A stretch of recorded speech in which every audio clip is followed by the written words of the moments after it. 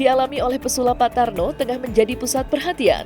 Di tengah kondisinya yang saat ini duduk di kursi roda dan jualan mainan di depan sekolah, kini nama istri muda Pak Tarno tengah menjadi sorotan. Kabar dan keberadaannya membuat penasaran karena tak terlihat menemani Pak Tarno. Diketahui, Pak Tarno memiliki 4 orang istri, satu di antaranya adalah Sri Rahayu. Kini semenjak Pak Tarno mengalami stroke, ditipu manajer hingga kepergok berjualan mainan, sosok Sri Rahayu tak lagi terlihat mendampingi. Justru istri Pak Tarno yang lain, yakni Dewi, yang setia di samping pesulap Bim Salabim jadi apa prok-prok-prok itu. Namun ada pula yang menuding jika sosok Dewi memiliki peran dalam pekerjaan Pak Tarno saat ini. Untuk menjawab semua polemik yang dialami oleh Pak Tarno, Velin Ratu Ayu yang merupakan ahli pembaca kartu tarot akan mencoba melihat apa yang sebenarnya terjadi pada Pak Tarno saat ini.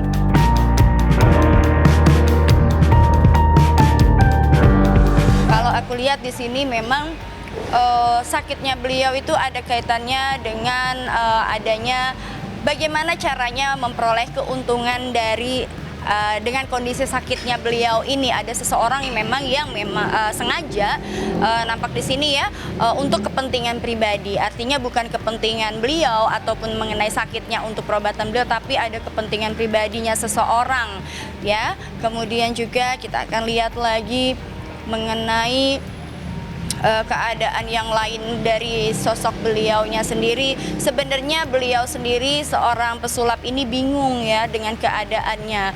Kok bisa? Sedangkan sebenarnya dari hasil kerja dia kan sudah ada kecukupan uang ya. Kenapa kok sekarang untuk berobat aja susah? Kemudian dia juga dihadapkan pada situasi kondisinya yang sangat memburuk ya. Kulihat di sini bukannya tambah gemuk tapi malah tambah kurus ya. Kemudian juga pakaiannya juga lusuh dengan sendal jepit dan ala kadarnya. Beliau juga merasa ada ketertekanan, ada kebingungan, dan situasi ini nampak sekali kayak beliau ini ada rasa tertekan dan ada rasa macam mau mengungkapkan sesuatu tapi dia pendam. Ada sesuatu yang dipendam di sini. Ada keganjalan kalau menurut aku ya. Ada satu yang dominan, seorang wanita yang menjadi pendampingnya dia yang sepertinya memegang peran penting di sini ya. Mungkin kita bisa hanya melihat di kacamata dari beberapa aku lihat dari beberapa TV yang mewawancarai, bahkan acara TV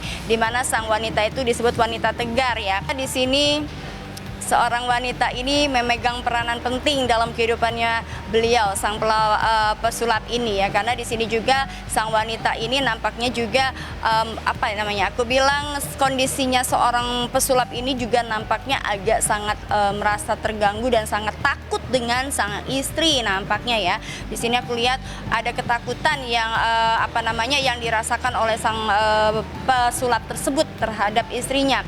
Kayak macam akan sesuatu hal kalau misalnya nanti ada apa-apa bagaimana seperti itu ya.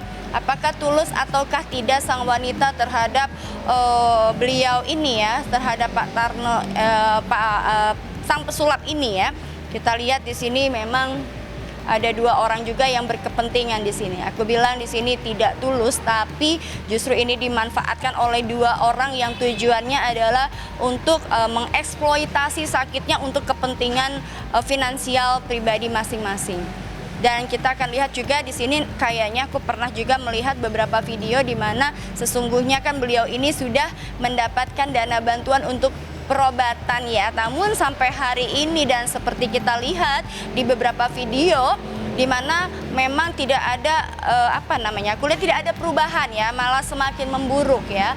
Bahkan di sini juga beliau sendiri merasa kok saya pegang uang tapi kok nggak ada uang ini larinya kemana. Ini juga patut dipertanyakan sesungguhnya. Dan kalau seperti aku bilang tadi bahwa ini adalah suatu keganjalan, ada keganjalan yang memang dalam kondisi sakit beliau ya, dalam kondisi sakit beliau kemudian di sini nampak sang istri juga nampak santai seperti itu ya. Kalau aku lihat juga dari psikisnya beliau nampak sekali kelelahan, kemudian kayak semacam hidup segan mati tak mau. Di saat nama ayahnya viral di media sosial, sebuah kejanggalan turut dirasakan oleh Isa, anak dari Pak Tarno. Setiap kali ia bertemu dengan ayahnya, seperti ada sesuatu yang berbeda dalam tatapan matanya, seolah ada beban yang tak terucapkan. Air mata sering mengalir di pipi sang ayah, dan meskipun ia berusaha tersenyum, Isa mengaku tak bisa membendung kepedihan yang mendalam di balik senyumnya. Komunikasi sih sama ibu ada ya. Saya sering ngomong, "Bu, itu kenapa Bapak dagang sih? Bu, suruh Bapak aja istirahat." Udah udah ngomong sama Bapak, tapi emang Bapak kamu yang mau. Katanya emang Bapak kalau nggak keluar itu malah tambah sakit, jadi mendingan dia dibawa keluar gitu sambil berjemur, kata ibu begitu. Jujur ya, sebagai anak, siapa sih yang melihat anaknya seperti itu, ngeliat bapaknya panas-panasan sambil jualan, siapa sih yang nggak tega gitu loh Kak. Pasti semua anak pasti merasakan juga yang sedih gitu. Ya sampai sekarang saya bertanya-tanya, kenapa ya Bapak kok setiap ada anak selalu sedih gitu, selalu nangis. Saya ngerasa tuh kayak ada keganjalan gitu. Cuma saya belum ketemu ini keganjalannya apa. Cuma saya nggak mau curiga sama orang atau gimana. Cuma namanya seorang anak udah pasti ngerasain ya Kak ya. Tahu kalau ketemu saya itu maunya nangis aja. Jadi ketemu saya itu nggak pernah ngomong, nangis. Bapak sedih, Bapak mau nangis gitu.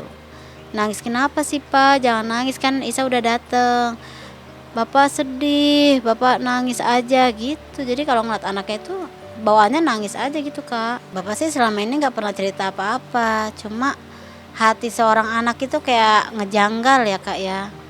Saya perasaan tuh ngomong, ini Bapak ada apa gitu ya. Saya punya kejanggalan sebagai anak itu biasanya ngebatin ya. Cuma saya sering ngomong Bapak, tapi Bapak nggak pernah mau jawab. Nggak kenapa-napa katanya gitu. Dulu sih Bapak kerja itu pernah kerja dapat manajer yang nggak benar.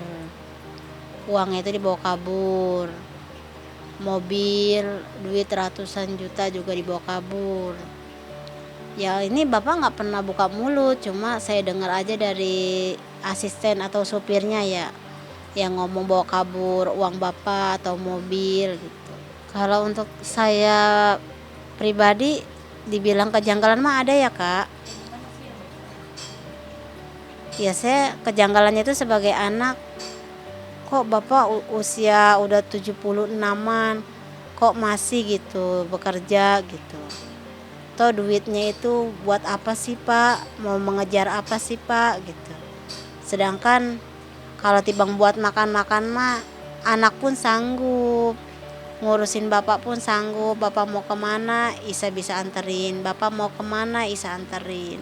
Dicurigainya ya untuk sekarang iya, karena posisi kok Bapak masih mau jualan sih, jualan pulpen gitu, berjemur tiap hari di siang-siang bolong kayak gitu, capek. Terus Bapak masih nerima job-job atau gimana, itu yang saya nggak suka itu.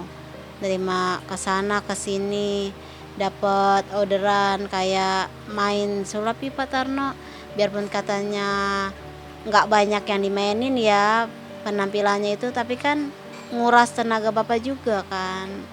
Berangkat dari rumah sampai di sana kita menghibur masyarakat, itu saya nggak suka Kak. Enggak sih, selama itu Bapak kalau ditanya nggak pernah jawab. Dia nggak pernah terbuka gitu. Sedangkan dia punya utang itu buat apa gitu.